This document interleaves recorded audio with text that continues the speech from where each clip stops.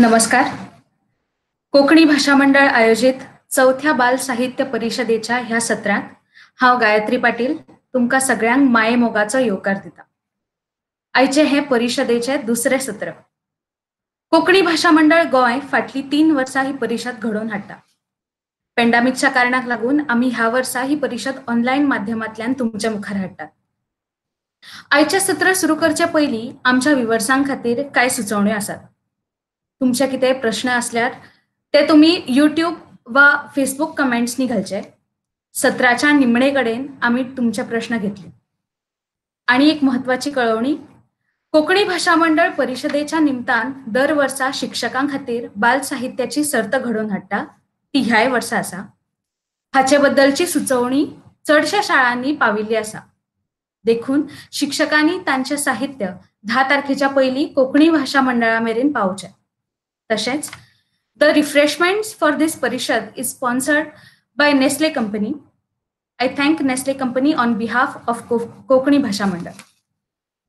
आयच्या सत्राचो विशय जावन आसा भुरग्यांची रंगमाची कित्याक गरजेची. Why children's theatre matters. For today's session we have 2 renowned theatre personalities, Ruchira Das and Nisha Abdullah with us. The first speaker for today's session is a very versatile theatre personality, Nisha Abdullah ji. I welcome you, ma'am, and thank you so much for joining us with us. Nisha Abdullah is a playwright, performance storyteller, and educator based in Bangalore. She is the artistic director of Kabila, a theatre collective focused on finding a more deeply considered artistic resistance rooted in lived experiences, the site of dissent, and the performing body. Kabila continuously strives to commit a young audience to theatre, and their numerous productions and workshops are designed with and for the young audience. Kabila is also working on developing pedagogical interventions for classroom use, specifically towards creating anti-oppression and peace education modules for learners of all ages. Once again, I welcome you, Nisha ji. Before we start with the session, we have a theatre performance curated by Nisha ji, following which we will have the session. Ma'am, we are eager.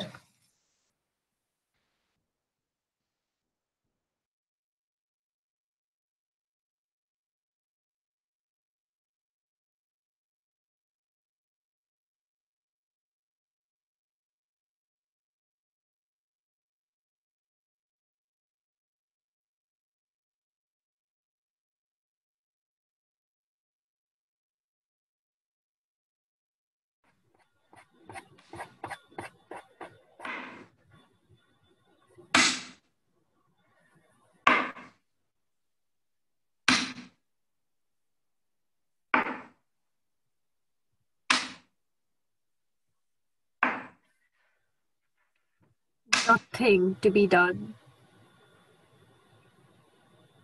Did you finish the assignment? Which?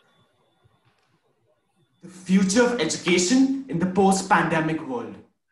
Didn't even try. You saw the note? I vaguely recall something. Online classes only till the end of the year. Oh, I miss swimming.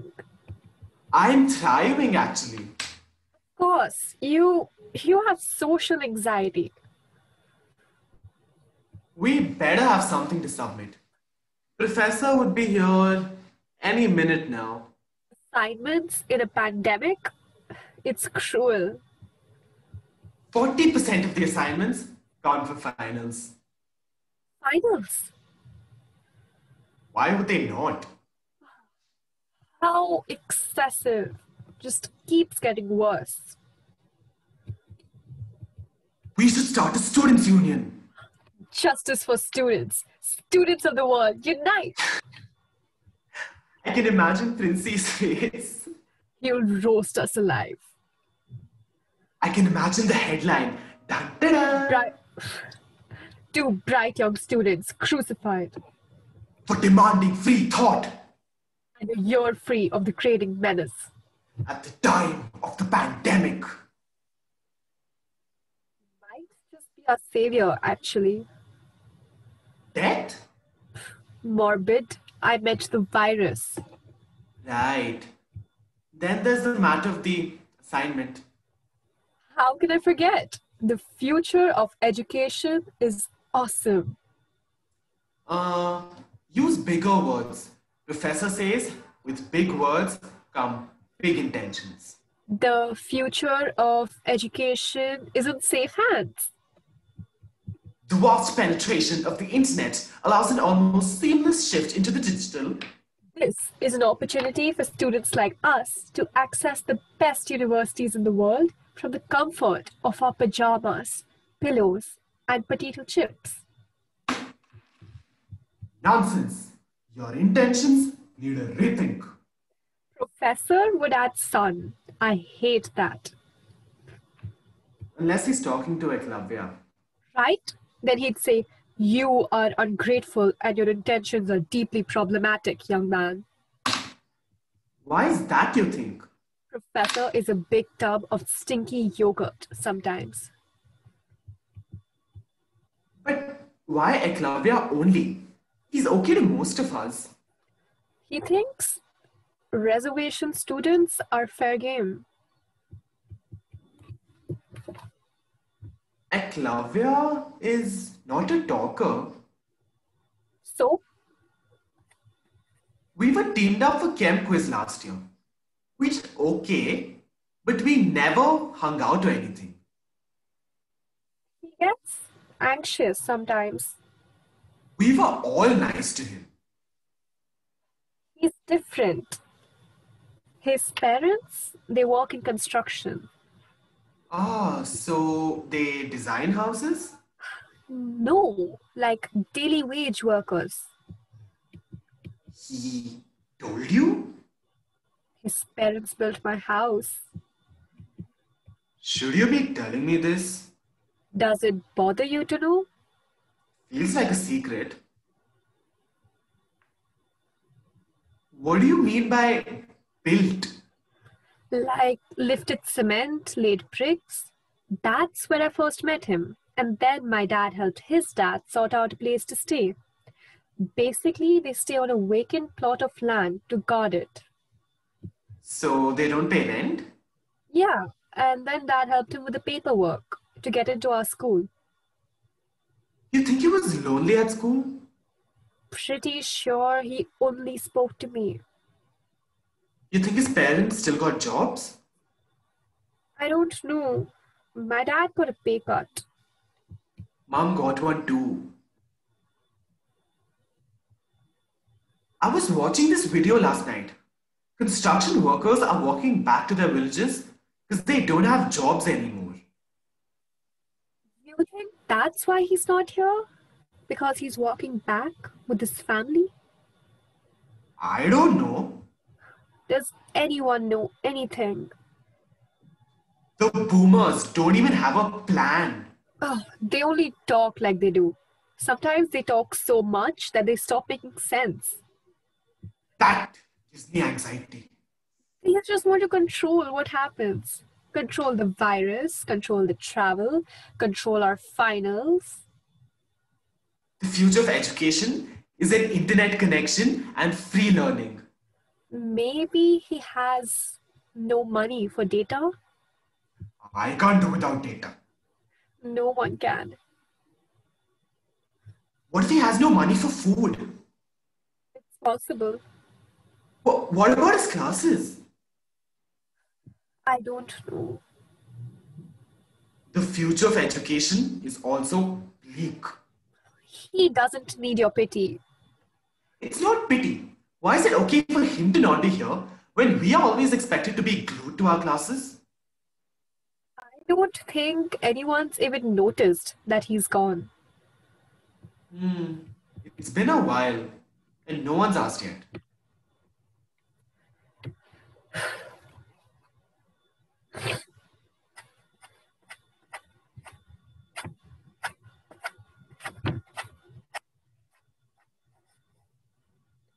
cuts off his thumb. What? Prince Eclavia from the mythological story cuts off his thumb. I remember something in some poem. Because his teacher asked him to do it? This guru, who was a high caste old man and taught archery to only other high caste princes. When he got to know Eklavya is a prince of a tribe, he was considered low caste, and so the guru said, I can't teach you. But Prince Eklavya made him his guru in his mind and sort of worshipped him. Got really good at his archery too. When the guru found out, he got so mad and he said, there's this gift you have to give to your guru. It's our culture. So I demand your thumb so that you may never fight my high caste prince students. Twisted. Asking him to come to digital school is just as twisted. He lives in a box and they don't have jobs or money now. Why can't they get other jobs? Why can't this job pay better? We learned some violent stuff at school. Professor is violent with him, with his words. The future of education in the post-pandemic world is bleak because it excludes. But it's always been like this. It just isn't right.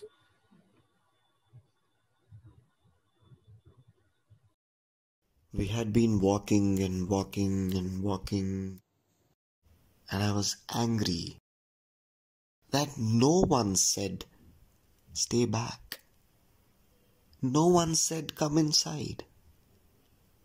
Why can't I walk through the 1,000 doors that my mother and her mother before her built in this city?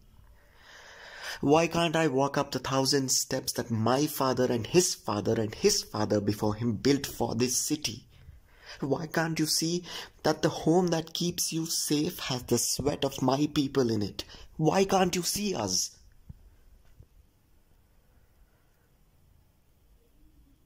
At some point, the minutes meant nothing, and my feet felt lost.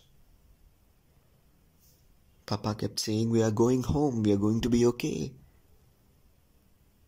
I wanted to remind him that's only true for him. I'm leaving my home behind me. I have to return this phone now.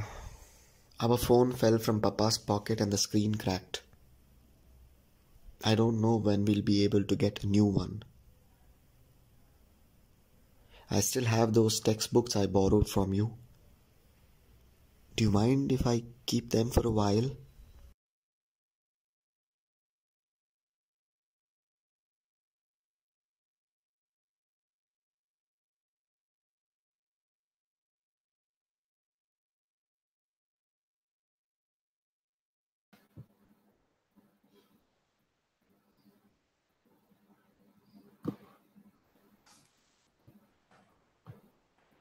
Ma'am, I kindly commence the session.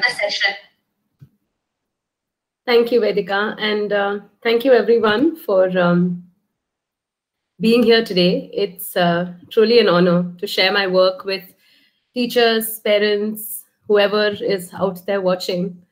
I'm Nisha Abdullah, and unfortunately, I have to start by saying I am limited in the languages that I can speak. So I will continue in English. I'm hoping that if you have comments or if you need clarifications, you can use the chat box. So with that little apology, I'm going to start. I'm primarily a theatre maker. I write and direct plays. And so what I bring to the classroom is the tools of my theatre making, which can help the teacher or even the parent to create a more interesting, a more nuanced, a more intersectional learning experience for the student. And I'm coming here today not as an expert, but really as a kind of friend to the teacher, someone who can strengthen the efforts that the teachers are already making or they want to start making in the classroom.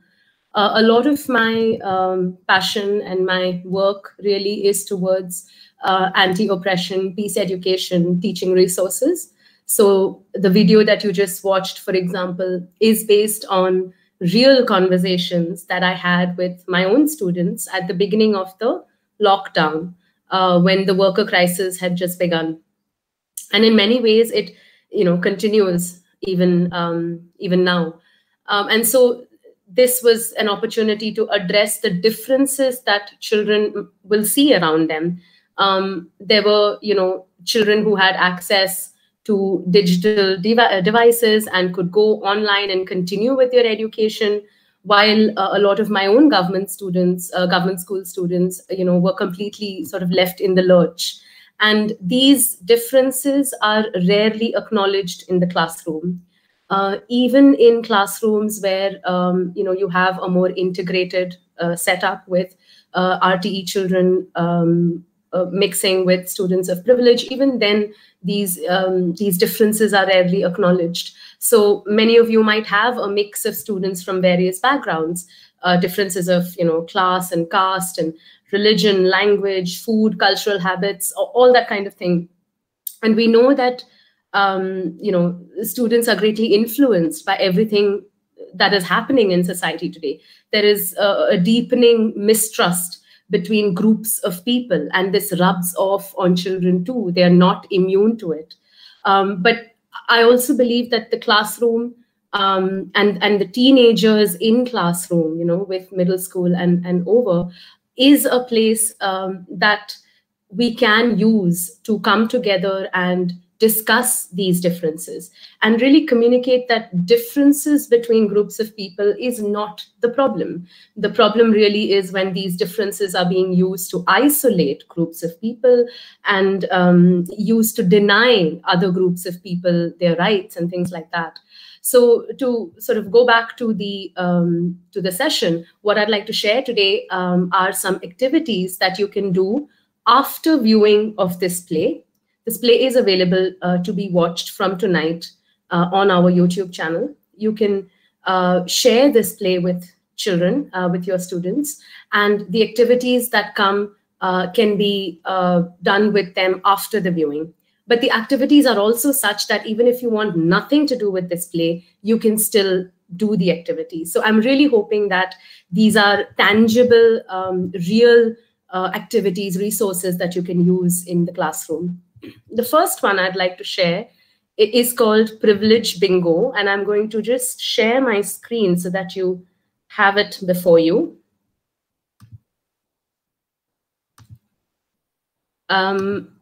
This is what it looks like. This is not my resource. It is something that I came across sometime last year or so, and I've been using it since. It is a very, very useful resource. It's basically like Housey. All of y'all would have played Housey or Bingo. So what this grid is a representation of various privileges that one might have or not have. And the way the game is played is that instead of calling out numbers, the students basically are given one of these sheets and they tick whatever is applicable to them. So some of them are about parents, some of them are about resources. For example, I live in a house owned by parents or grandparents. I have access to electricity at all times. My family uses only public transport to move around the city. So different kinds of resources that different groups of people have access to, including language, help with college applications, expectation to go to college, household chores at home, recreational activities, after-school activities, access to healthcare, things like that. And how this works is that each grid is worth 10 points. So you can get, each student can get a total of 150 points from this game. And if this statement is true for them, they tick it or color it or put a sticker on it. And they then calculate their score at the end of the game. Now, this basically opens up discussion around what kind of lived experiences others in their class might have, especially in a more integrated school. It is an opportunity to open up the discussion around lives of people different from your own. As children, many grow up thinking that whatever their life experience is the same for others, and that kind of inhibits their ability to empathize with people who don't have access to the same structural support. So students are then able to see that their access to school or how well they're able to do in school often go beyond just ability or talent or intelligence or skill, things like that. It also goes to more structural reasons. So this is a very easy to use game. One way to play this would be to, of course, make it personal. And in classrooms where the difference between children are not too stark, I would suggest to make it personal, because it really allows for an open, discussion. But in situations where the students are more, the differences between students' backgrounds are more stark, maybe you can then approach this game from the perspective of the characters within the play, or the characters within any kind of story that you're sharing. For example, with the play that you just watched, this could be done from the perspective of the girl, the boy, and even Eklavya. And that then becomes a way to discuss the differences. Comparing scores becomes an opportunity to discuss the differences. Also, in the play, there are many clues about their lifestyles, so the girl mentions swimming, the boy mentions a mother that's working, they both have access to digital devices. So all of these are clues to the kinds of backgrounds that they come from. So it also becomes an interesting exercise for children to piece that life together. When I've done this in class, I've also seen that many students of privilege make assumptions about lives that are different from theirs. So this is also a chance to discuss where those assumptions might be coming from. What is the source of those assumptions? Often those assumptions come from just discussions at home or media messaging, films, things like that. And so an aware teacher really is able to open that out into a larger discussion around, access, around rights. And this becomes an important lesson in empathy and compassion. And if you wanted to follow up this activity with others which are more story-based, then one simple activity could be to just imagine the daily life, the daily schedule of these characters, and just see how much time each one is able to dedicate to school and to learning and to fun, right? Just for children to be able to see this difference and see how many different ways other children live their lives is a total eye-opener, and it kind of triggers empathy for the other student. If you wanted a more story-based or narrative-based other activities, one possibility is to write poems or stories in the voice of the girl, the boy, or Eklavya. And this is something that I've seen children often like to do. Teenagers especially like to write very dramatic poems and stories around the lives of the characters in these plays. They could even write scenes. For example, what is Eklavya's life now? What is it now? What happens after COVID when they come back into classroom? Imagine the scene. What happens when they meet back? Do they become deeper friends because they understand each other's lives a little more? So imagination of what another possibility could be, with the characters in the play. They could even write scenes about Professor and Eklavya. So in the play, the professor is seen as someone who is mean to Eklavya because he is an RTE student. So what do your students make of this? What do they feel about the professor who has biases towards Eklavya? what is, how can you open this discussion out into a larger discussion on caste-based discrimination, any kind of discrimination based on birth identity. These are, of course, activities for older children, and they've worked well.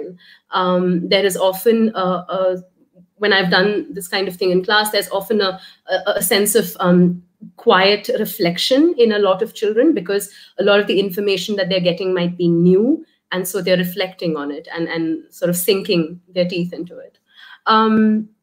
All of these, again, are things that can be explored within the medium of the play, or even if you don't want to use the play, you can, take it and play it out with whatever other activity, you'd like to do.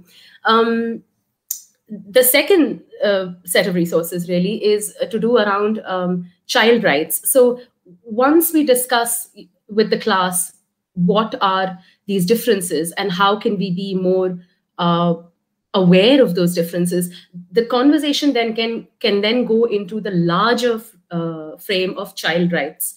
How do we shift the conversation around access to education and health and a bunch of other rights that even child citizens have access to? How can we approach it from a lens of rights and not charity? And because rights help children build a sense of community, that we are children, we have access to the same rights no matter where we come from, a sense of solidarity.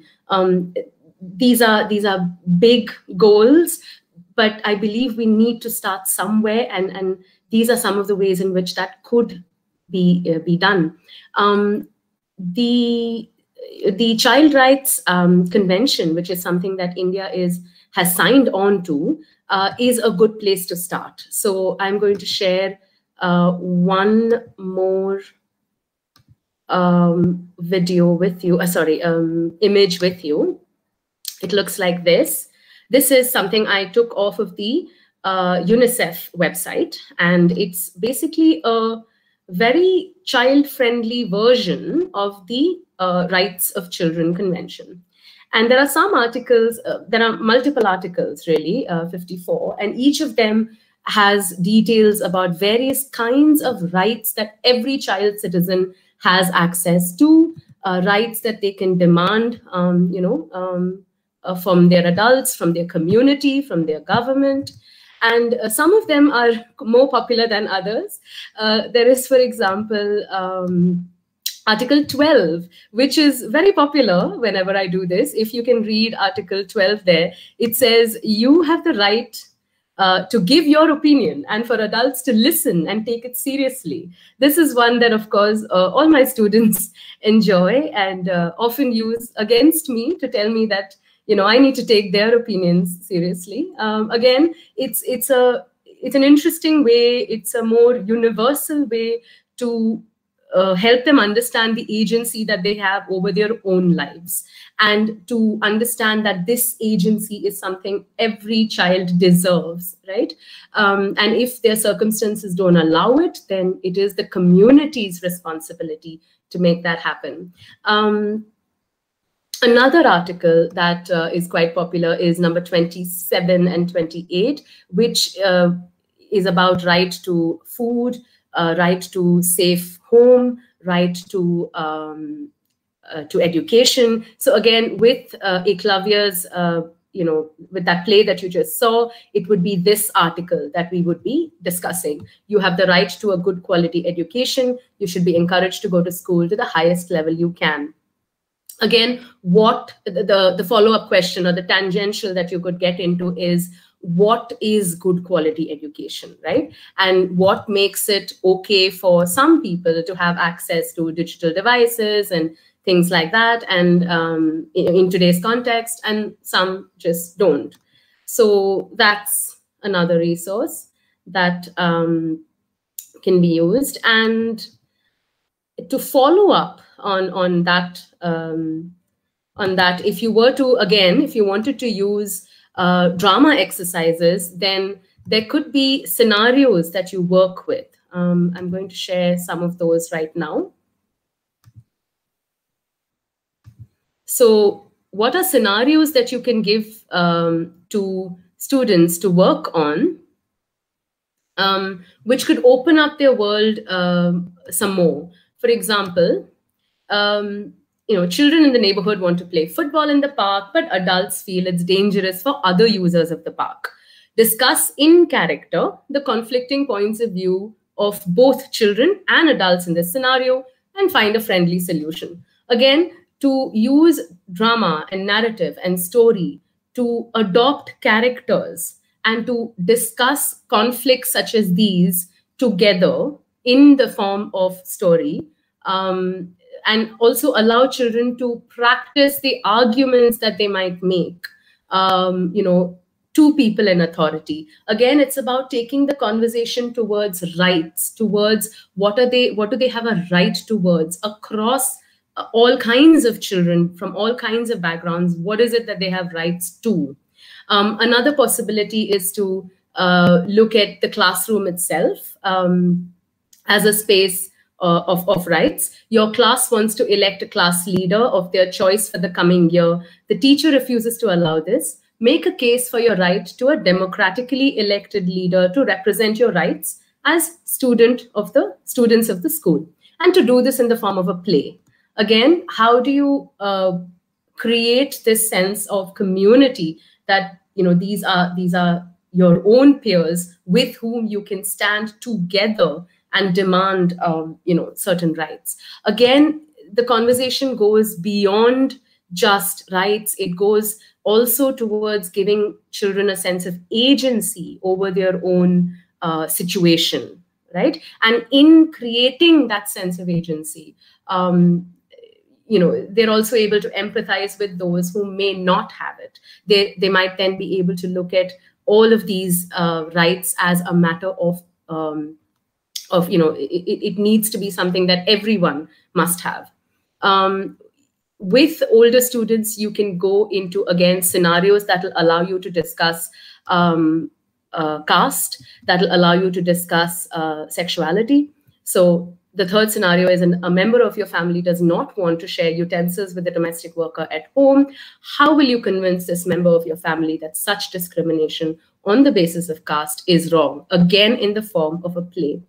The last one that is a possibility is about addressing sexuality. Your best friend, who is a boy, likes wearing skirts, wants to wear one to your birthday party. Your parents think it's strange and does not want them to come home. How will you convince them that your best friend is exercising their right to dress as they want to and must be allowed to come too? So again, how can we look at narrative, drama, to help children recreate possibilities of conflict, and take character, take multiple different perspectives in the play. So the child who takes on the perspective of the parent, the child who takes on the perspective of a child of lesser privilege, the child who takes on the perspective of the teacher, all of them are bringing in their own understanding of various backgrounds different from their own. And it's worked really well for me, for a lot of educators that I know use this kind of stuff. One last resource that I'd like to share really is a very, very simple game. Once we do this kind of work, it's also important to stress on the similarities between people. It's not just important to talk about the differences. It's also important to talk about the kinds of things that bring you together. So there's a game that I use often as a closing activity. It's a very simple game which we play in 3 levels. The first level is where the teacher, the facilitator, calls out very, very simple statements which children can say they agree with. For example, who likes maths more than chemistry? Who has climbed a tree? Who reads more than 2 books in a month? Who can speak more than 2 languages? Who can read in more than 2 languages? So simple personal experiences like this. And when everybody kind of says yes or steps into the circle, or if it's a digital device, then holds up a yes or a no, then you found your own tribe, right? And every time you do this for different statements, you'll realize that you have something in common with someone else. So typically by the end of this 3 levels, you'll find that you have something in common with everybody. So this was first level. The second level begins, well, basically there's two statements that begin with I like. So for example, I like traveling, I like swimming, I like football, I like RCB more than Mumbai Indians. Simple I like statements. And the third level would be a little more belief oriented, because it's I believe. So I believe in equality for everyone. I believe we must be kind. I believe. So children really make their own statements and then see who else believe in these statements. Often to end the session on something like this is fun, it's interactive. A lot of children come up with silly, similarities, which is a good way to end a session like this on. And it also allows teachers to wear the discussion towards something more serious, more heavy, in fact. That's also okay if you say that, you believe in equality and a lot of people step into the circle or a lot of yeses show up on your screen. That's a great way to, again, keep the conversation going. After I believe statements, it could even be, I will do this to make this happen. So this game can continue into many levels. So yeah, those were, I'm also conscious that I'm running out of time. So I'm going to stop here. Those were 3 little things that I've had a lot of success with when deploying in the classroom. With or without a play like what you watched, it still works. If you're already doing things like this, that's great. I hope that you're able to borrow some of this. If you're not, then this would be a good place to start. It's our responsibility as teachers, as parents, as members of the larger community to kind of bring lived experiences of other communities into the classroom, because our spaces are often not shared spaces. We don't, often our lives, our schools, our community spaces are filled with people very much like, us or each other. And how do we give children access to lived experiences so that they go out into the world as adults not unaware of these differences, but instead in the classroom, in a safe space, they've grappled with it and they have opinions on it, I'm going to stop here right on time. I just want to quickly thank Anvesha ji and her whole team, the Konkani Bhasha Mandal Goa, for having me. It's truly an honor to be here, to be able to share work like this. I believe truly that as a theatre maker, I have the skills to offer to teachers and to educators. So reach out if there's anything that you think that I can help with. And I'll see you towards the end of the session when we take questions from you all. Thank you so much.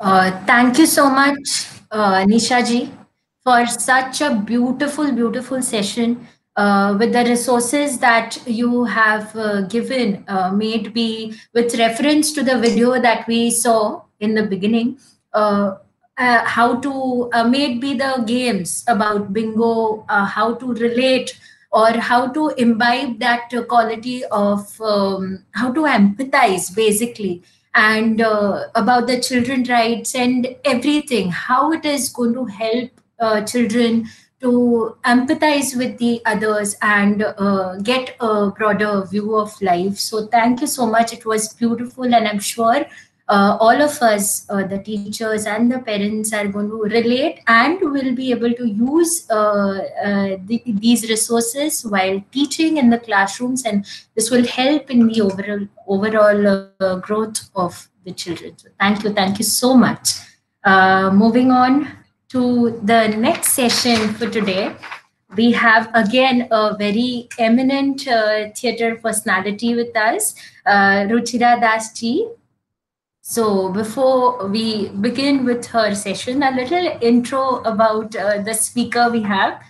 At a very early age in her career, she decided to leave the corporate world and follow her heart, which was the art, of course. So after 15 years of working with various art organizations across India, in different capacities, she founded Think Arts in December 2019, which is based in Kolkata.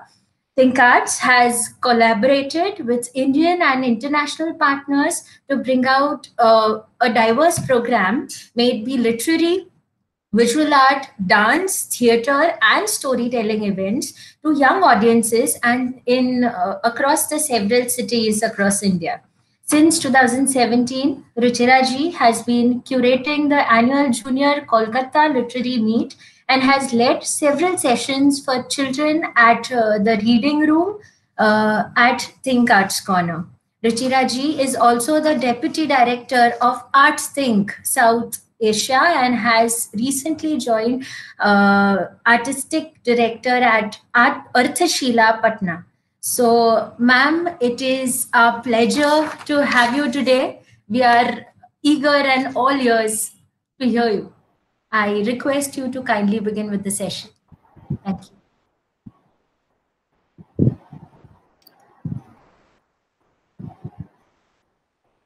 Thank you so much. And before I begin, I would like to say thank you so much, Nisha, for bringing up such important and pertinent issues that all of us find ourselves sometimes, at a loss to address. And I think the tools that you've suggested, I'm afraid I missed your the play because I was struggling to get power and stuff, but I did see the tools that you suggested, and I think they're really useful. So thank you so much. And I'm going to shift the emphasis a bit now from talking really about my experiences and more maybe addressing parents and just sharing some of the work that we have done at Think Arts and why we choose to work in the space of theatre for children. And I must start by saying that I'm not a theatre maker myself, so sometimes I feel like a fraud when I'm in these situations, but I am completely passionate about children's theatre. We have produced some theatre for children and presented a number of very high quality productions for children created by artists from India and abroad. Because this is a session at a part of a literary meet, I thought it would be good to just read a quote. I'm sure many of you have read this. This is a quote by Philip Pullman, an award-winning children's author. And he said, children need to go to the theatre as much as they need to run about in the fresh air. They need to hear real music played by real musicians on real instruments as much as they need food and drink. They need to read and listen to proper stories as much as they need to be loved and cared for. The difficulty with persuading grown-up people about this is that if you deprive children of shelter and kindness and food and drink and exercise, they die visibly. Whereas if you deprive them of art and music and story and theatre, they perish on the inside, and it doesn't show. So the grown-ups who should be responsible for providing these good and necessary things, teachers, politicians, parents, they don't always notice unless it's too late, or they pretend that art and theatre and so on are not necessities at all, but expensive luxuries. Or they claim that children are perfectly happy with their computers and video games and don't need anything else. I'm not going to argue about this. I am right. Children need art and music and literature. They need to go to art galleries and museums and theaters. They need to learn to play musical instruments and to act and to dance. They need these things so much that human rights legislation alone should ensure that they get them. So this is something that, totally resonates, not just with all of us at ThinkArts, but I think I'm sure with many of us who are here, gathered here together. And so with that, I'll sort of talk a little bit about the genesis of ThinkArts. And this was years ago, 2013. Before that, for a few years, I had been homeschooling my two daughters. And when we would travel, of course, one of the things we would do is, go into museums, but also watch performances. And, the magic of watching a stage become a palace or a forest or, a magical land, a fantasy land was just, it's an amazing experience. And it's an experience that becomes immersive. So unlike a TV, which would be a passive experience, the theater demands that you sort of step inside. And I think that is what helps in developing what Nisha spoke about as well, empathy. I think we in our world really, really need a lot more empathy. I think we are a little short on that, quite a bit short on that, if you were to just look around. And unfortunately, our systems are such that, they do end up becoming competitive from a very early age. And also sometimes, yes, very restrictive in terms of our worldview. Who are the children we meet, as children? What are the people we encounter? And the theater provides that opportunity to really, imagine yourself as a character who could be lost in the woods, who could be fighting a revolution, who could be riding off to, find a treasure. Several characters, just like stories do. So I think that connection between literature and theater, especially for children, is so, so strong, because they allow the child to build on that, beautiful quality and power that they have of imagination. It just sparks their imagination in, various ways. And I saw that happening to my children. And when they were old enough, at that point, I used to work as a festival manager for a festival for adults. So there was not much programming for children as such. But of course, my children, because they had nowhere else to stay, they would accompany me and watch the stage being set up and rehearsals and lights being set up. And it was, the arts were very much a part of their lives. And I could see that it had definitely created a curiosity of a different kind, an empathy,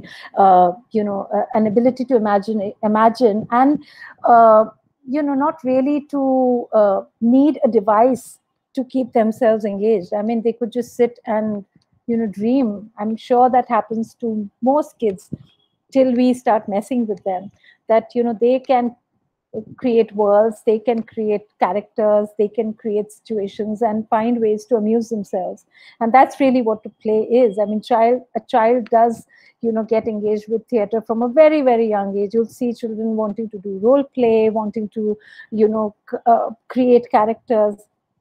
And this is what I noticed in, my children. And I found that there wasn't much, children's theater that was coming along, at least not in Calcutta. There were a few very good groups as well, but it was limited.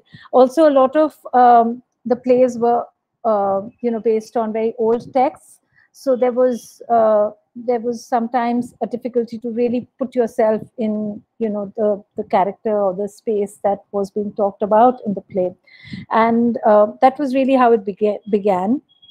And the first theatre company that we invited to Calcutta was Gillo. It's a theatre company based in Bombay. And you should definitely check it out, because they I think all their plays, or at least most of their plays, are based on books. So why I'm bringing up the books bit again and again, is because this is a literary festival that I'm a part of, and I just thought that it is so lovely, the connection that books and plays can have. So why not just delve on that?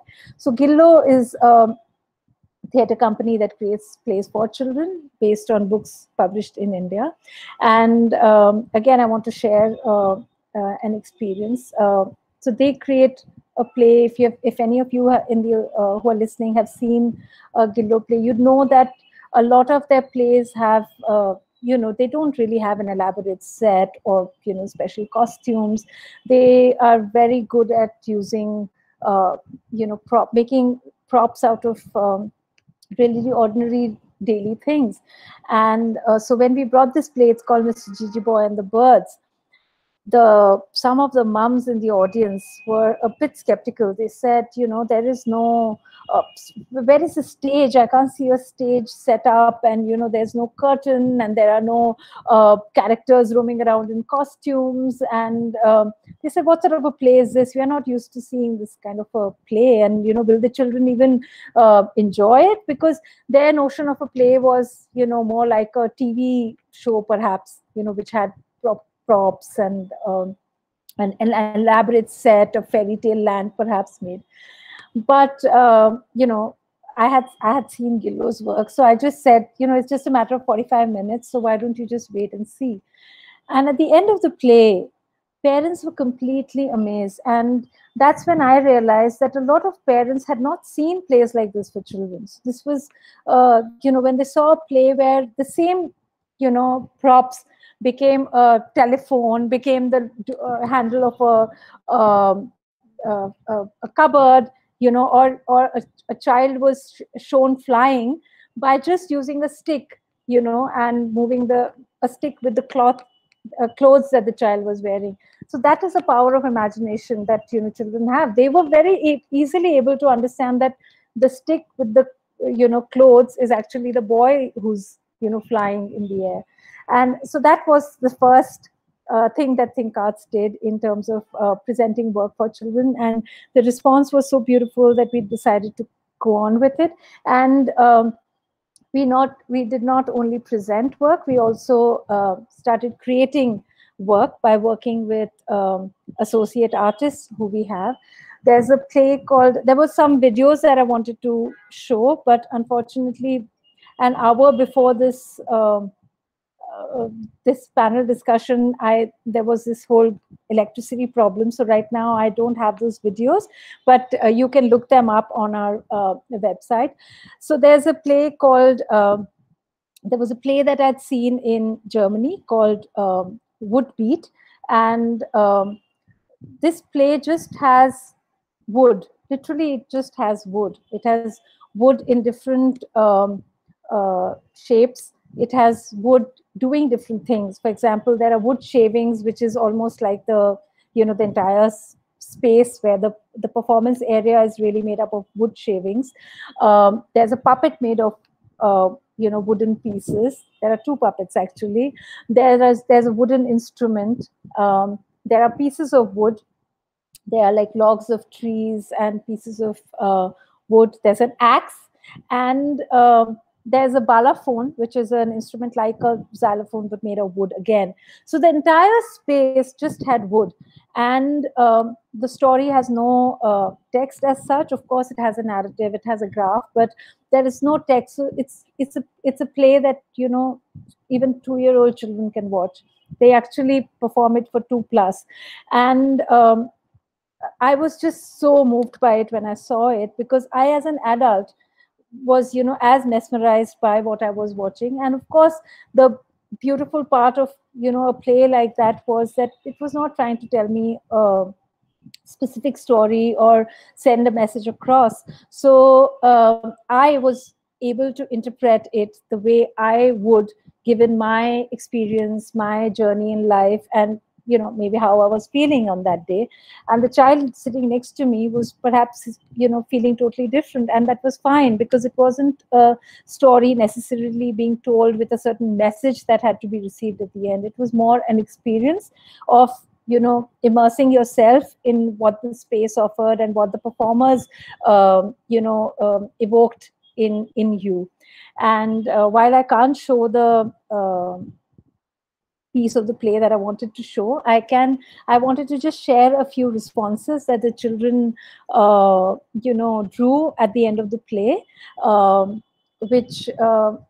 which really was delightful, because they saw, animals and creatures. We hadn't said anything. We hadn't mentioned, what these puppets were at all.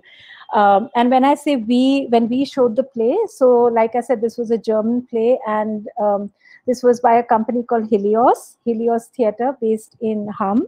And because I liked this play so much, and then we spoke about it, I spoke with the artistic directors, Michael and Barbara, and they were very generous, and they offered that ThinkArts could create the same play in Hindi or Bangla or whichever, in Indian language, because there isn't really much of text, like I said. And they were happy to come and train Indian artists. So they came to India in 2017, and they worked with our associate artists, one of whom is Sanyukta Saha, who's from Agaz Theatre in Delhi. So we don't have our own theatre group. We work with artists across India, and they created this. They trained her, and we had the music accompaniment as well. And the piece that came out of it was called Cart. And it's been a delightful journey when we have taken Cart to children across India. And what has been interesting is that in urban spaces, there have been some children who have been fascinated by just seeing wood in that form. It's a little sad as well that they didn't really realize that, all this was wood, the same wood that makes their furniture. And is a part of the tree that they see, noticed in their cars, perhaps as they go to school. So the responses were really beautiful, and I thought I'll just share a few to illustrate how children see so many different things, and how the same experience can be viewed in so many different ways, and how it becomes an immersive experience, the theater. So hopefully I'm going to do this. Yes. So here, as you can see, there's a child who's actually told the entire story, and then she has just ended it by saying that the show was very nice. But like she has said, she made a table. We hadn't actually indicated that there was either a table or a dragon or a snake, but it was a child who, made that connection. There's another couple I want to show. I'm sorry, I'm not so familiar with. Here is another one. Here, as you can see, I hope you can all read. It says that there was a dinosaur and a squirrel made of wood, and they've also explained entirely their perspective of that the squirrel was disturbing the dinosaur, and they wish they could go again. So these were just to share what power theater has in terms of experience that it can give. It is really an immersive experience that allows a child to it's not just to entertain. Of course, there is you do find joy and entertainment as well, but it also, I think, makes it possible for them to engage with themes that they might themselves be encountering, of differences, of changing friendships, of challenges, of struggle, or of an inability to deal with something. And when you see a character on stage, or even in a storybook, going through the same experience, it just gives you so much strength, and it just makes it so much it provides you the tool to really understand your world better. And I think that's something that we completely, truly, agree with, and not just to necessarily to teach skills. Of course, there's that entire approach of using theater to build confidence and to teach various skills. But I'm talking more from the perspective of being an audience member when you're watching a performance, and what it can do to you as you watch these different characters emerge on stage, on the stage, and create stories. And I think this is not just because it's good. I don't think it's actually vital. We need the next generation to really be able to imagine, to think critically, and theater is one of the tools that allows them to. And because Nisha also pointed out about it being a matter of right, there is, I don't know if many of you might be aware, there is a group called Acetage, which is a group that advocates theatre for young audiences, and Think Arts is one of the members of Acetage India. And I wanted to just share this beautiful manifesto that they've prepared. It's again available online, so I can share the link later. But they quote the UN Conventions on the Rights of the Child. That's the Articles 13 and 31, which say that children have the right to access and participate in the arts. And I just want to show this manifesto because they've created such a beautiful image. I just want to share it with you.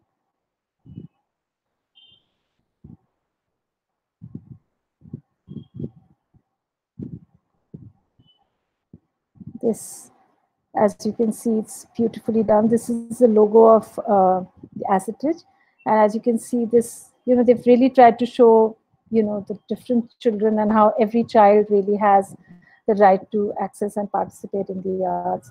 This is an entire document that I would really urge all of you to read, and not just makers of theatre for children, but parents, teachers, venues. I think we all need to understand that children they make a vital portion of our society. So it's imperative that we start looking at them as active cultural participants and make them, sort of partake whatever we have to offer.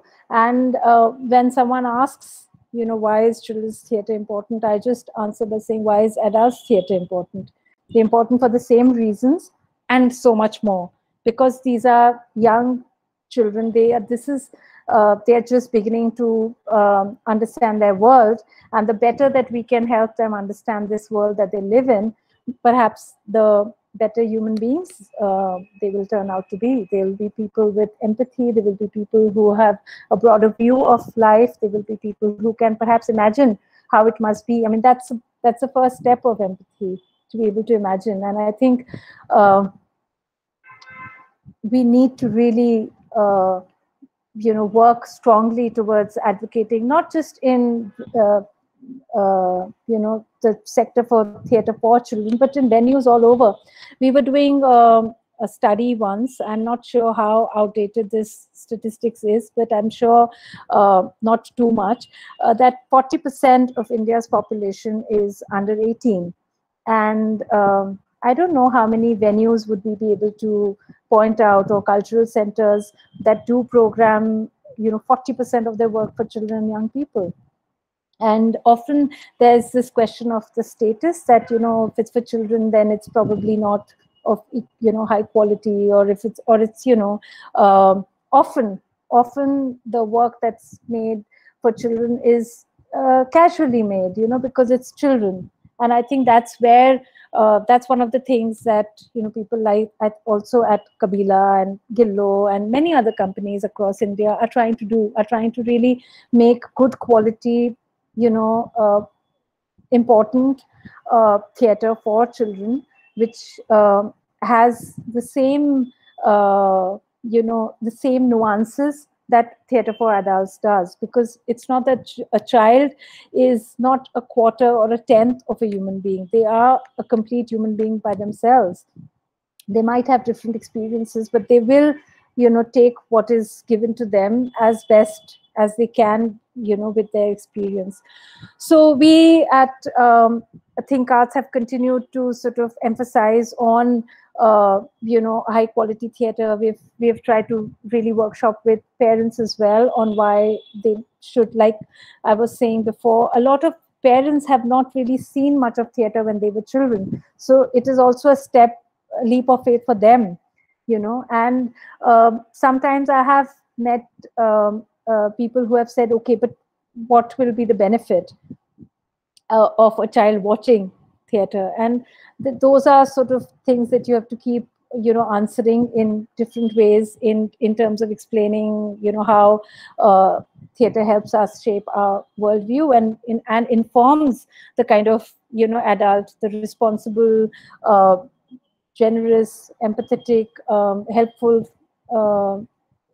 adults that we grow up to be. And it's not necessary that every child who's learning theatre, needs to, who's involved with theatre needs to learn theatre. I mean, when you go to an art gallery or even to a theatre performance, there are so many people who are also, the rasiks. You also need to create an entire, appreciation for the arts. And I think the sooner we begin, the, better it is. We have actually started, we even created theatre for babies. And again, I want to share an anecdote. We had invited a couple of artists from Wales, Sarah Argent and Kevin Lewis, and they have a play for babies, 6 months to 18 months old. Of course, the baby comes with a caregiver, called Out of the Blue. And we watched this, I watched this, and again, it comes from a feeling that if the first 3 years of a child is so important, I'm sure so many of us have, read that, Montessori, not Montessori, early years is, development is so important to give them sensorial experiences. Watching a performance is also a sensorial experience because it's so much about, looking and listening and responding.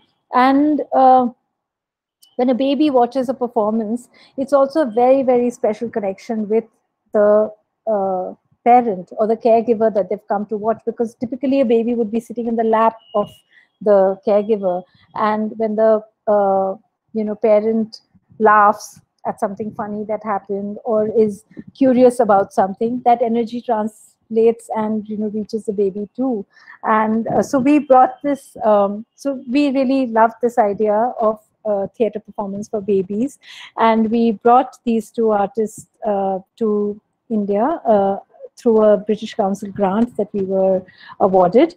And they did a workshop with, I think, 12 or 15 artists across India.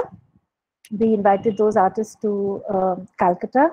And from those 15 artists, 3 artists, one from Bombay, one from Calcutta, and one from Delhi, were chosen to create new performances for babies. And then these performances were developed and they premiered in Wales. So these Indian performers played 2 babies in Wales first, in the UK, and then they came here and performed in India. And that was, really beautiful, because for many, many of the parents, this was a completely different experience as well, watching a performance with the babies. They had gone to malls with the babies, they had gone to play areas with babies, but not really watched the performance. And of course, there are challenges. You need to make a performance which would engage the baby, but also have some sort of a narrative for the parent to follow and engage with. So when when these performers were in Calcutta, where we are based, a journalist asked them in an interview that, okay, so these babies, how do you make them perform? And the artist said that, no, we don't make the baby perform. We adults perform for the babies. And that was just so unthinkable for the journalist. He was like, really, for babies? And I took a step back and I thought, how conditioned we are in treating in the hierarchy that we follow, that we are okay to imagine a 3-month-old baby performing, but we find it difficult to imagine that an adult might perform to engage a baby. So it is political. It is, when you're creating theater for children, an adult is performing for children, you are flipping the hierarchy in some sense, because the child is sitting there and, is going to tell you whether they liked what you did or not.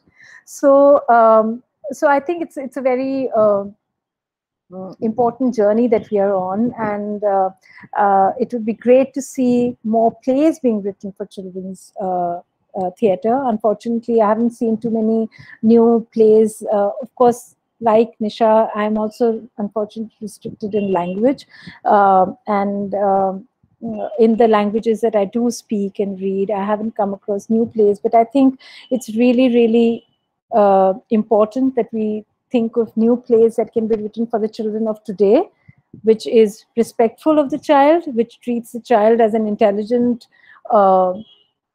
human being, and can present what their lives are about today in the form of an experience on the stage. I think I don't have too much time, but I want to share another performance that Think Arts has produced. It is called Enemy Pudding. Again, it's based on a book. It's based on a book called Enemy Pie. It's a book by Derek Munson.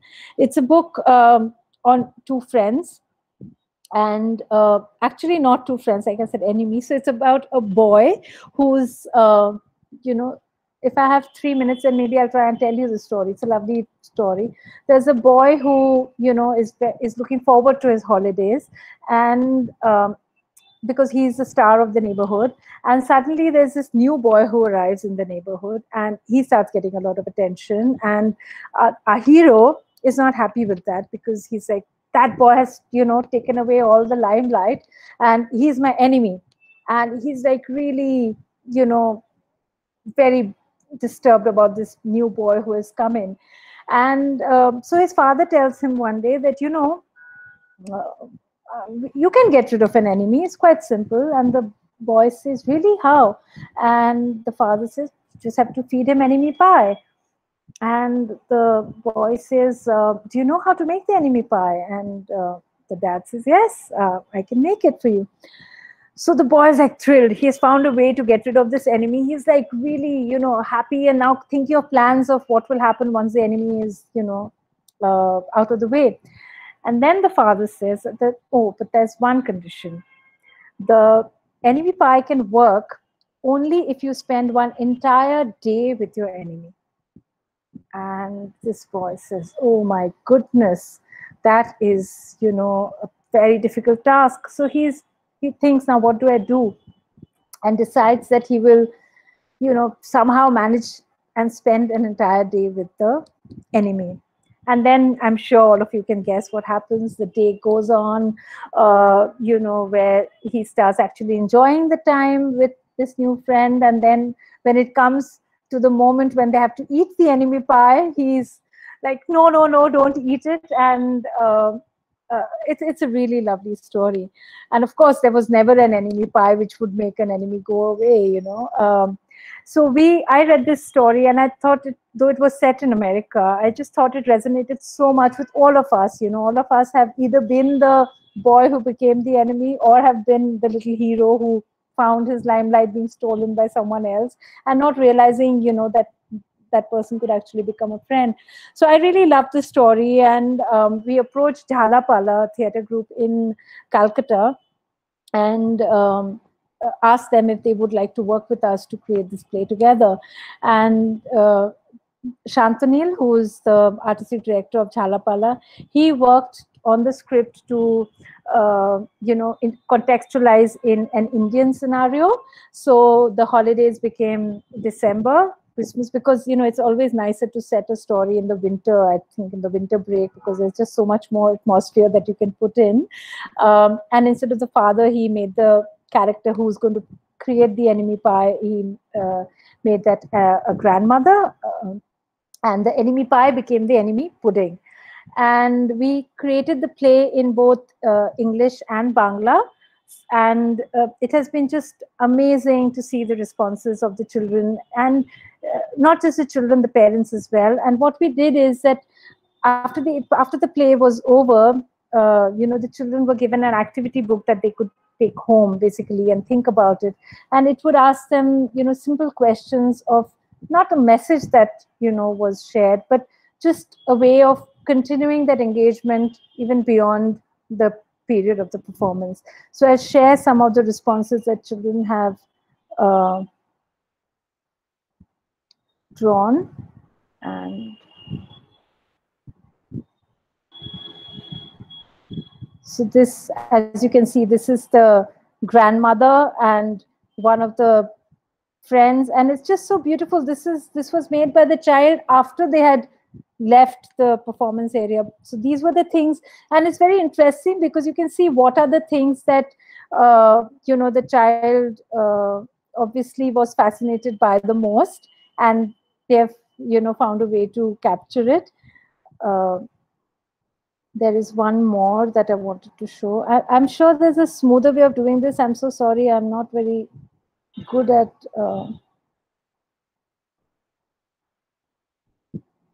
here again. There are these are the two friends who are playing football. Again, you can see, so these are responses after the same show. So, but depending on what the child really liked the most, or related to the most, they've drawn this. And I'll just end with one of the questions that we've asked the children to sort of respond to. So one of the scenes in the play, when the boy has to spend time with the enemy is when they are lying down and looking at when they're lying down and looking at the clouds. And we have one of the questions in the activity book which asks them, and it is surprising that a lot of children had actually not seen a cloud.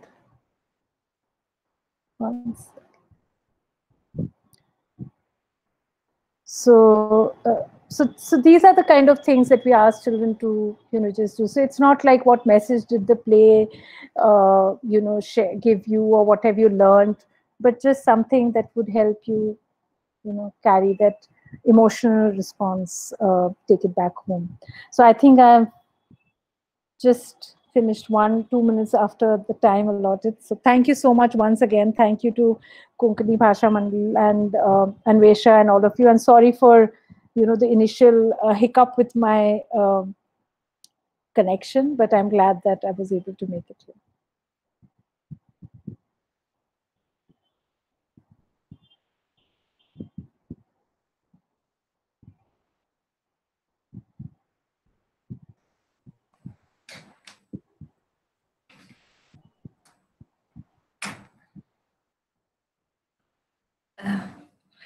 Yeah, thank you so much, ma'am. It was a very, very important session again. What has stayed with me is the quote itself, how you started. I mean, if there's no art or music or literature that the children are nurtured with, then they are going to perish from inside. And that's what has touched me. But you have given us the most important aspect of how theater for children cannot be, it is beyond joy and entertainment, and how it can be used in different aspects. And hearing out all the experiences of all the plays that you have watched was again an eye-opener of how it is not just story based, or how little things or little tools can be used for a really amazing play, and how impactful it can be on children, to children. I mean, what has really been mind-boggling is theater for babies. I mean, babies of 6 to 18 months. I personally had never thought of having theater for babies. So to move on to the question, segment, I want to really ask this my question that I have. What kind of impact, Ruchiraji, do you think would theater have on babies of 6 to 18 months? I mean, how would they relate to it? It is very interesting thought to think about. So, how do you think can babies have this kind of experience? So yes, that's the most common response that people have. And actually, there's an entire article that was written for our the project that I spoke about, the one that we did with India and Wales. And I'll be happy to share that article with all of you if you to just to understand a little more about the idea behind it and why. And I think it's like I said, if the first 3 years are so important for a baby, why should they not be in the space of performance as well? And how a baby relates, actually, it is amazing, how a baby responds to sound. And like I said, that shared emotional connection between a parent and a child, very often for children of that age, a lot of the time ends up being very functional. You are doing something, you're feeding the baby, changing the baby, making the baby go to sleep, taking the baby to the doctor. And it is a very busy time for a mom or a dad of a child that young. So to find time to actually get away from all that busyness and to just sit with your baby and watch a performance, just that in itself is a very valuable experience that parents and babies cherish. The second thing is what a baby at that age, of course, from 6 to 18 months is is quite a bit. It's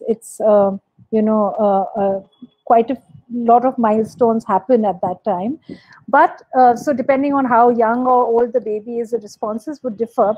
But they are actually picking up sounds. They are listening to sounds. They are looking. And so there are two performances that we have done for babies. One is a theater, the performance that I talked about, and the other is a dance performance.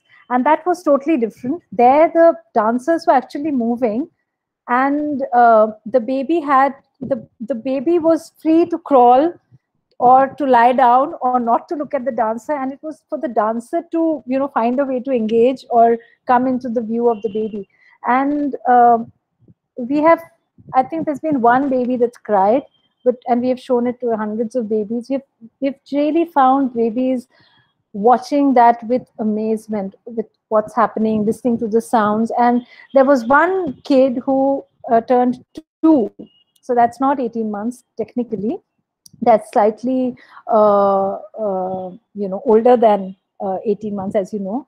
But the mom was very eager, so we performed this piece for babies when the child turned 2, and the piece is called Cooking Pot. It has rice, dal, and this guy is making khichdi, right? And you won't believe it, the mom said that one day she found the kid singing that song and making khichdi. So the kids are actually taking in a lot. It is we who underestimate them and think and that happened with us. The Woodbeat play that I was talking to you about, which I said that it is for ages 2+, we took it to a school.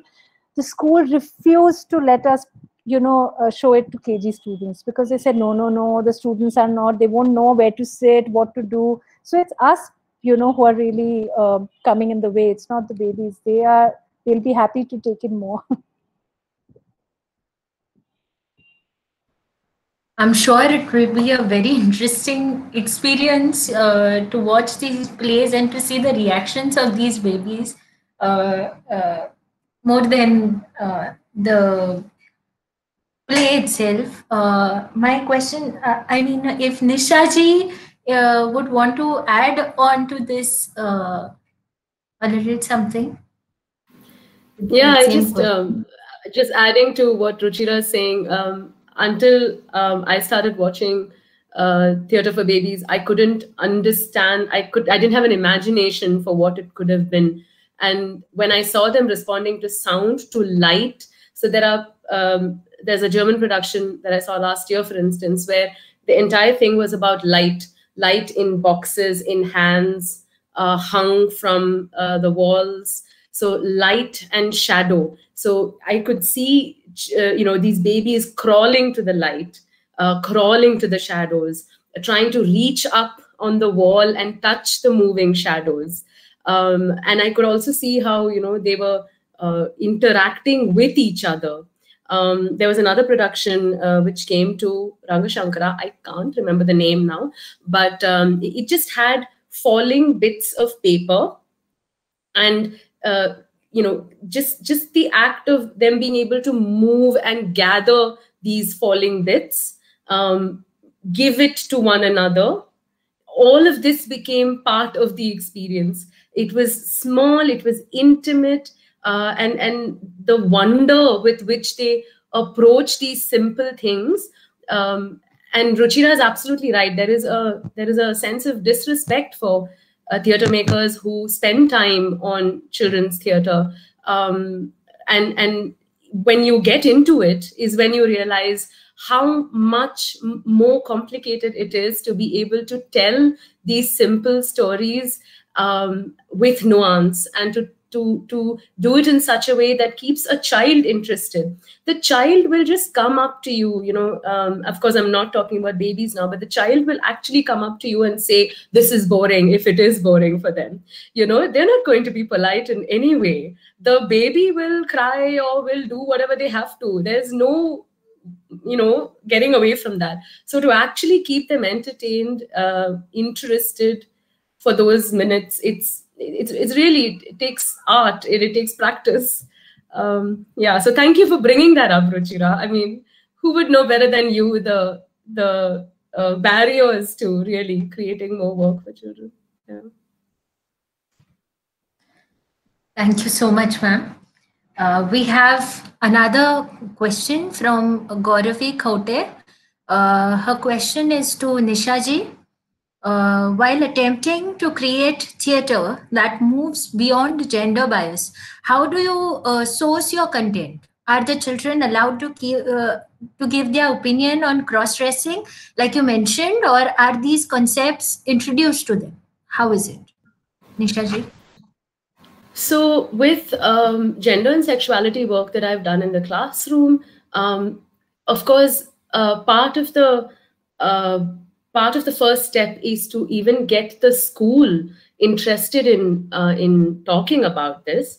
A lot of times that is the first barrier.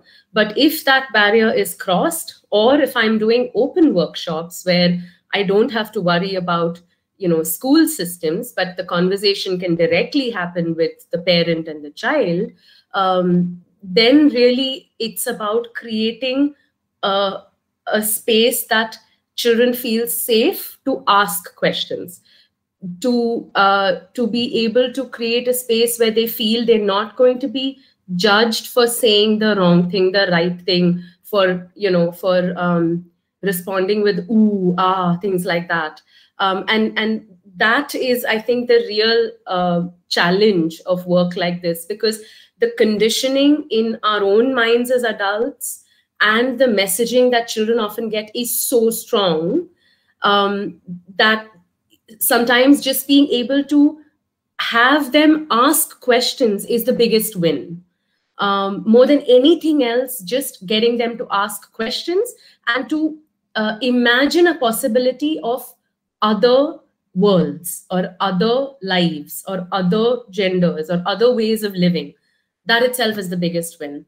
If we get beyond that, then the next, and this is a big if, but in many cases we've managed to do that with older children, then we get into writing stories, to creating dialogue between different kinds of attitudes that characters can hold. We bring in stories from, there are a lot of, like Ruchira was saying, books that we can use as prompts. So there's one called Gutti learns to fly. No, Gutti's Wings. I think it's Gutti's Wings. There's another called Julian is a Mermaid. These are two books that I've used as prompts in the drama class, either to write from the voice of children who are conflicted, or to bring a sense of empathy from the child who is not conflicted, but towards the child who's feeling conflicted about their sexuality. And these are books that can work across age groups. I've used it for children as young as 8 and 9, and I've also used it in teenagers, classrooms with teenagers of 14, 15, and it's worked, it's worked well. Yes, there will be, those kids who will be almost like a bully in class, and that's something that we, of course, need to manage. It's not all smooth sailing, but it's possible, and it has been done by many, many others as well.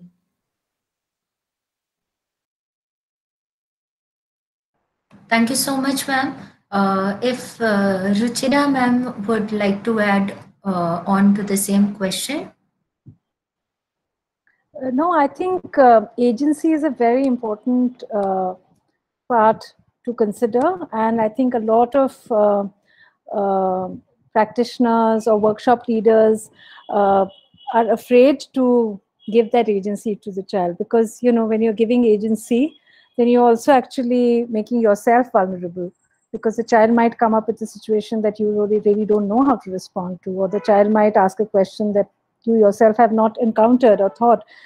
But yes, a good workshop conductor, a good facilitator, like someone like Nisha, is brave enough to say, yes, we will give you, agency, so you can then, tell. And that, I think, is the ideal situation, especially when you're working with teenagers. So ThinkArts has also done a lot of work with teenagers, not so much theater. I don't know why, but we have done one work with dance. We had worked with a dancer from Scotland, and there was a piece called Teenage Times Remix Kolkata. And it's amazing the kind of things that came up. It was just talking about how is it to be a teenager, and all these issues of, acceptance. And frankly, times might have changed, and some of your issues, the core issue might have changed, but largely there is that aspect of, finding yourself, which is the strongest when you're in the teenage years. You're really trying to find where you fit. And that's how it has been, for a very long time. So to give room to children to be able to voice in a non-judgmental space, to be able to voice what they think, what they feel, what they want to ask. The word non-judgmental is very important, because that is what I think sometimes makes a child hesitant, and especially adolescents. So if we can give them that space and actually co-create something, I think the value is, a lot more than if we were to dictate. I don't think we should actually dictate to a teenager. We can guide them. Thank you so much, ma'am. I think the book that was mentioned by Nisha ji, the title of the book said Gutli Can Fly. There's a correction. It was Gutli Can Fly. So moving on to our next question. Before that, to our viewers, all those of you who have any questions, any queries to our speakers, can put up your questions in the comment section on our Facebook Live and YouTube as well. So yeah, the next question is, in these COVID times, we know that for families and for children, it is a very stressful environment. How can we use theatre to ease these emotions that we are facing in today's time? I request both of our speakers to kindly guide us on this question.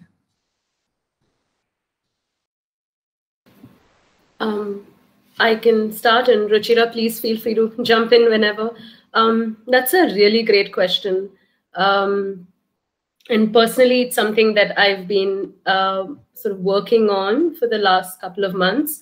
It took me personally some time as a practicing theatre maker to get over the resistance, to make work online and digitally.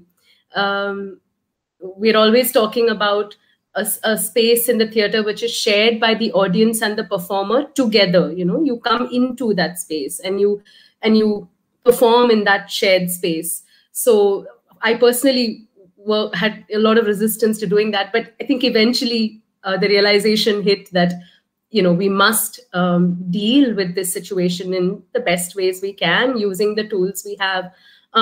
So there are a lot of theatre makers now who, in India specifically, who are looking at creating work for the digital medium. So if you're interested, there are people like Tram and Katkata, and Think Arts has commissioned work. Sandbox Collective has commissioned work. So there are theatre makers who are trying to address this specifically. That said, one of the most simplest ways in which parents can sort of be part of this journey, because it's the parent that is sitting with the child right now. It's the teacher that has access to the child every day. So one of the simplest ways in which they can do this is to just take a book and try and dramatize that in some way.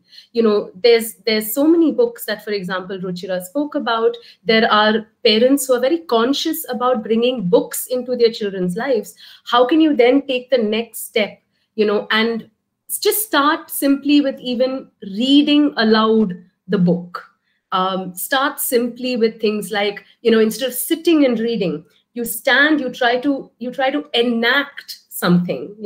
You take objects from your kitchen, from your living room. You take cushions and make them shields. You take spoons and make them swords. How can you use your own space and bring that sense of play? Even with adult theatre makers, that's what we're trying to do. How do you work with this space that you have right now, your living room, your drawing room, your kitchen, things like that, and take those objects and make them into something. That sense of play. So to move away as parents and teachers from this idea of a perfect performance, learning lines and standing in front of an audience, to move away from that and to just look at drama and theatre as something that is fun, that everybody can just do. These are simple things that can be done. And Ruchira spoke about how theatre can help with just creating confidence in children, right? In teenagers especially. If you can get them to play the fool, in a context that is safe, with family, with cousins, and how can we normalize this? It needs to be as normal as, singing something when you gather as a family. It needs to be as normal as doing a dance for like the colony day or something. It needs to be that normal. That could be a great place to start. Yeah, I think I'm not the expert here. So like I said, I'm not a theatre maker, but I love people like Nisha who can make pieces for children, and we try and find them. So earlier this year, we had exactly the same situation. We were not sure that we wanted to enter this digital space, but there was no way that we could be out of it. So initially we said we'd only do workshops, but one was also thinking of the artists who were in a situation where schools had shut down and there was no performances happening. So we initiated a very small grant. It was a very small effort from our side, but we wanted to make sure that there was an effort made specially for people making theatre for young audiences, because already we feel we are such a neglected sector. So we initiated a grant, and all of you are very lucky because we are showing those pieces again on the 7th of November as a part of an international forum that Think Arts is organizing. The forum is called Engage. please look it up, because there are talks by some eminent speakers from around the world on arts and education. There are also talks on young visitors in cultural spaces. In fact, there is one theater called Unicorn Theatre, a theater in London. The theater is only for performances for children and young audiences. I mean, that's one of my dream spaces to build in India, you know, a place that only shows pieces for children and young people. So the artistic director of Unicorn will be speaking on the 6th and sharing exactly this, you know, digital engagements for children.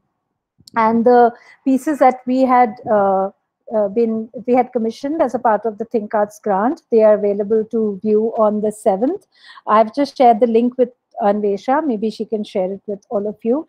But I think even if, you know, you were to sort of leave all that, just you as parents, just you as teachers, I think have the tools to, you know, create play. I think you need to, it won't be a performance. I'm not saying that you'll create theater, but I think this is a great moment to look at, you know, just read a book and say, okay, let's, so this evening's for young children. This evening we are going to have this book performed. And, you know, that's how children normally play. I mean, they do role play. This is very, you know, common. For teenagers, I'm not sure they want to perform in front of you, but maybe teenagers might want to get together and, you know, come up with a performance, which with teenagers, I think it works from my limited, you know, it works better if it's urged as a response.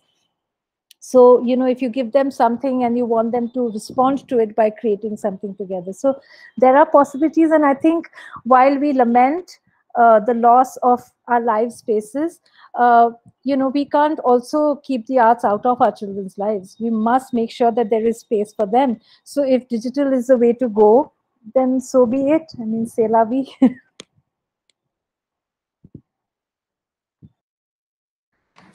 Yes, thank you so much, ma'am. Moving on to the next question. Is it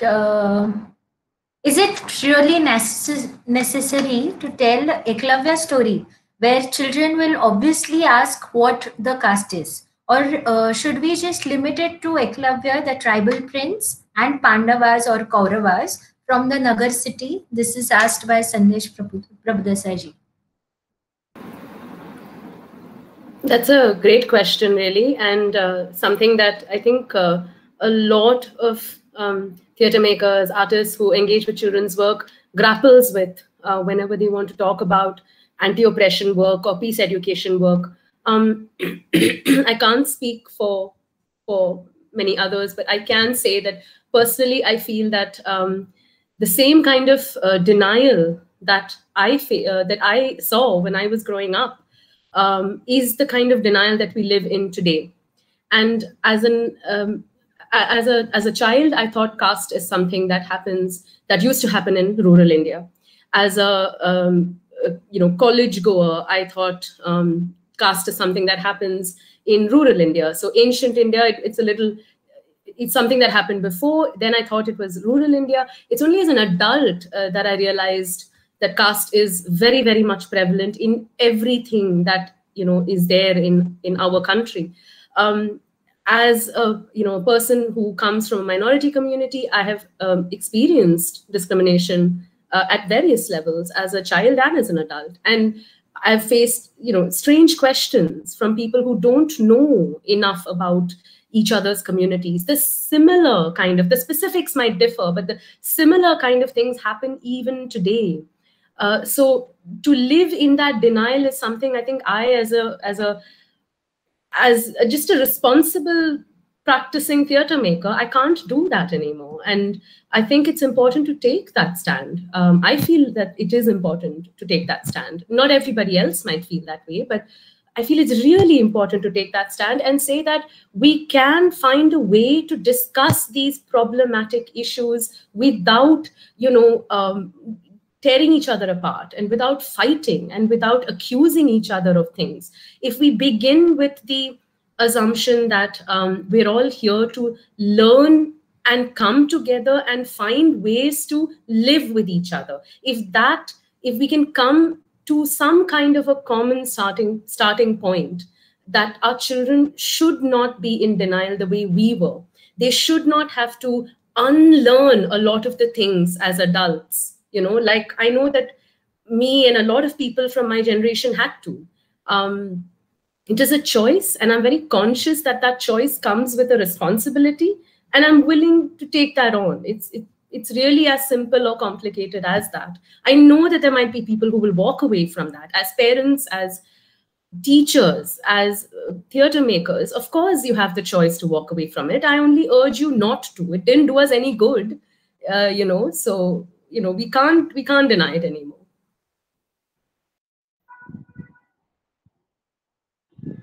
Yes, Ruchira ji, if you would like to.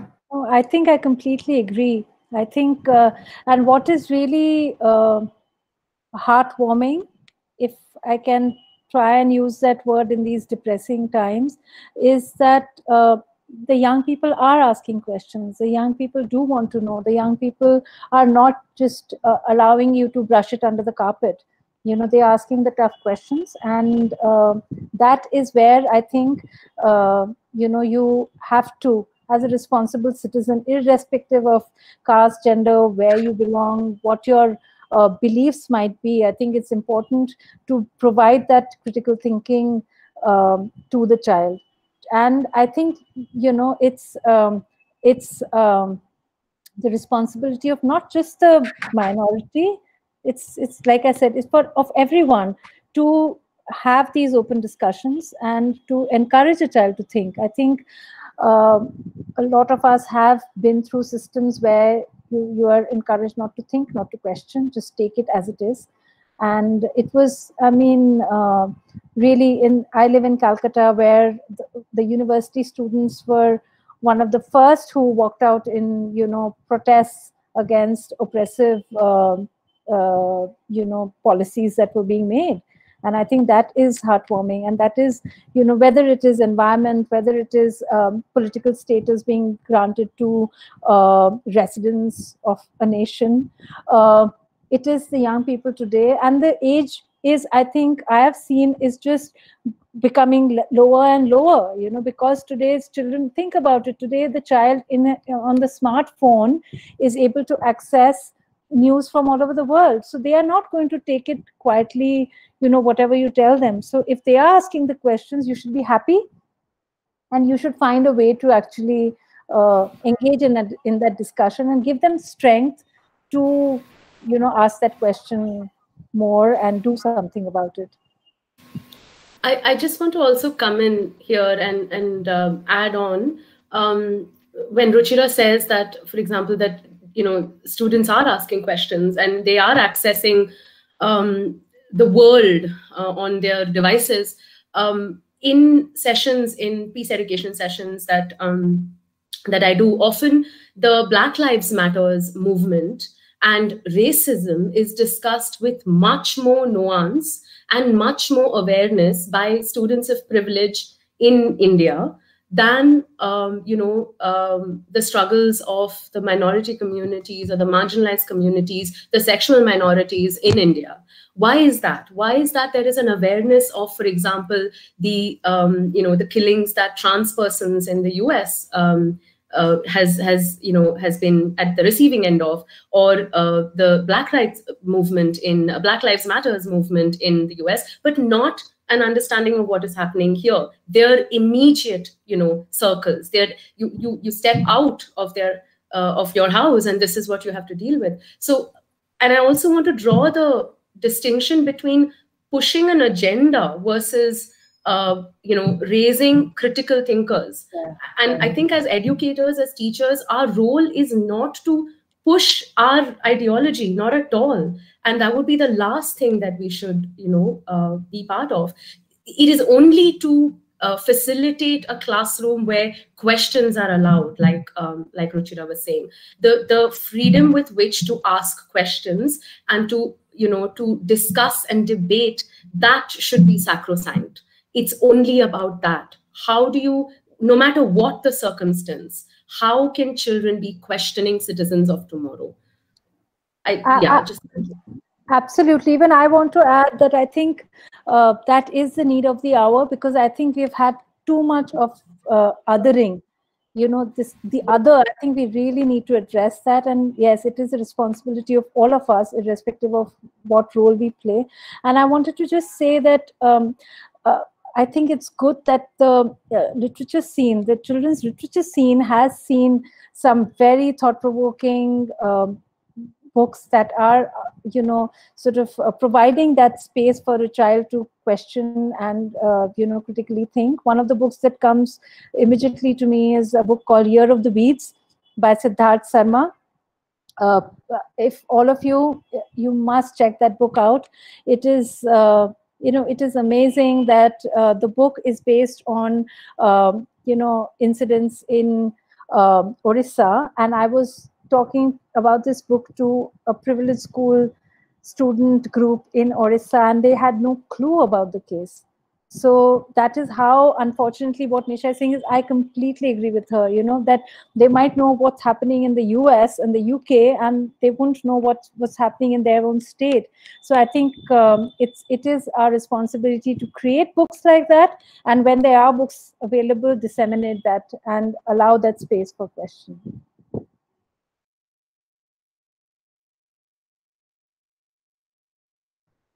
Very well said, ma'am. The questions are many, and this discussion can go on and on because the topic itself is very vast, and it includes the overall growth of a child. But we have to hold on here. And before we wind up this beautiful session of today's, I would like to request both of our speakers if they want to add on or give their final comments maybe about the theatre and how important children's theatre is. I think we've gone on for quite a bit, and both Ruchira and I know can speak on and on about this. It's something we feel very, very passionate about. I just want to, you know, to say that if we were to look at creating this community, you know, of children's writers and illustrators and teachers and theatre makers, it's possible to come together and speak to each other and work with each other, really. You know, there are not too many places where all of these things can come together, and all of these people can come together. So I'm just, you know, ending today on just this wish I want to send to everybody who is listening and watching, that, you know, if there's anything you think we can do together, reach out, you know, put word out there, reach out to whoever you think can be allies in this effort to raise more compassionate children, more thinking children, really. So the need of the hour is not to work in silos, but to come together in whatever way, you know, share resources, talk to each other, share failures, you know, say that, oh my God, I tried this in my class and it bombed so badly. You know, what do you suggest? You know, my 14-year-old students were yawning.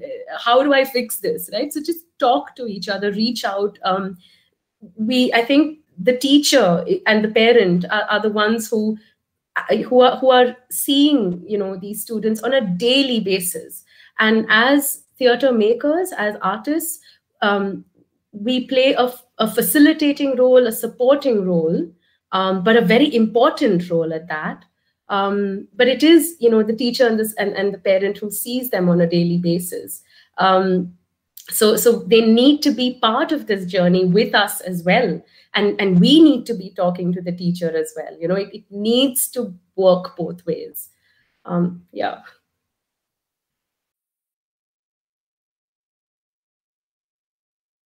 Yeah.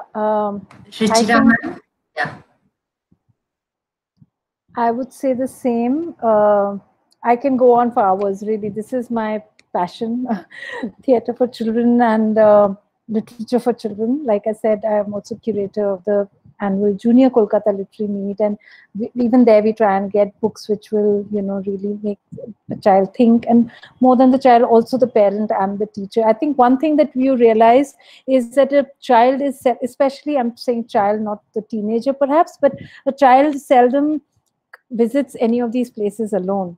So there is always a teacher or a parent, and that's why it's so important that the teacher and parent also educate themselves. And I completely agree with Nisha when she says that, you know, we need to join hands, because, you know, we really need to raise a voice. I mean, today, children's theatre, like I said, is not, I mean, there are people who say, oh, but why children's theatre? People have actually asked, you know, that when are you going to get a proper, you know, when are you going to do a proper job? Because, you know, it's with adults that you do something. Or they have felt that, you know, if you're doing something with children, then it must be a Disney show and can't be anything beyond that. I mean, no offense meant to Disney shows. It has its own place. But so I think it's important, and I'm really happy to invite all of you to our international forum that starts tomorrow. It's called Engage, and the whole idea is to get all the stakeholders together. We cannot have the museums talking to themselves and the theatre makers talking to themselves and schools talking to themselves. If we all believe that the arts for young people is essential and must be an integral part of every child's life, then we all have to come together. We all have to work together, and I'm glad that Nisha and I agree on this completely. So yes, that's my parting thought. Thank you so much, ma'am. I really don't know how to put it in words, but thank you so much for such a vibrant session today, for taking us through and guiding us through the wide ocean of children's literature, for giving all the resources, the tools, maybe how to use the tools that Nisha ji has specified in day-to-day activities, and how important it is to nurture kids. It is not just joy or entertainment or art. It is beyond. It is to make our children compassionate, more thinkable, and more responsible, and giving out a very how it helps in the overall growth. So thank you so much. I can't thank enough. Mana काळजा सावन तुमका देव बरे करू म्हणटा on behalf of Kokni Bhasha Mandal, and it was our pleasure and honor to have you both with us today. Thank you so very much. Before we end today's session, काय सुचोवण्यो आसात फाल्यांचे जे सत्र जातले ताचो विषय जावन आसा साहित्याचो अणकार, ट्रान्सलेटिंग चिल्ड्रन्स बुक. व्याख्याते ह्या सत्रा खातीर आसतले मदन सोनीजी. वेळ आसतलो 6 ते 7:30 वरां मेरेन. आणि तशेंच कोंकणी भाशा मंडळ परिशदेच्या निमतान दर वर्सा शिक्षकां खातीर बाल साहित्याची सर्त घडोवन हाडटा. ही ह्याय वर्सा जाता, आणि हाच्या बद्दलच्यो सगळ्यो सुचोवण्यो चडशा शाळांनी आमी पावयल्यात, पण शिक्षकांनी त्यांचे साहित्य 10 तारखेच्या पयलीं कोंकणी भाशा मंडळा मेरेन पावोवचें ही मागणी करता. ह्याच उतरार हांव परत एकदा आमच्या आयचे रिफ्रेशमेंट स्पॉन्सर्स म्हळ्यार नेस्ले हांकां देव बरें करूं म्हणटा, आणि तुमकां सगळ्यांक म्हणजे आयचे आमचे पार्टिसिपंट्स आणि व्ह्युअर्स आसात तांकां मना काळजा सावन दिनवास. ऑनलायन माध्यमांतल्यान ह्या वर्सा आमी ही परिशद घडोवन हाडटात, आणि ती परिशद जैतिवंत करपाक तुमचो प्रतिसाद आमकां असोच मेळत रावतलो ही आस्त बाळगिता. So on behalf of me, Vedika Walke, and my co-moderator Gayatri Patil, I sign off for today. Dev bare kuru आणि देव बरी सांद दिवं तुमकां.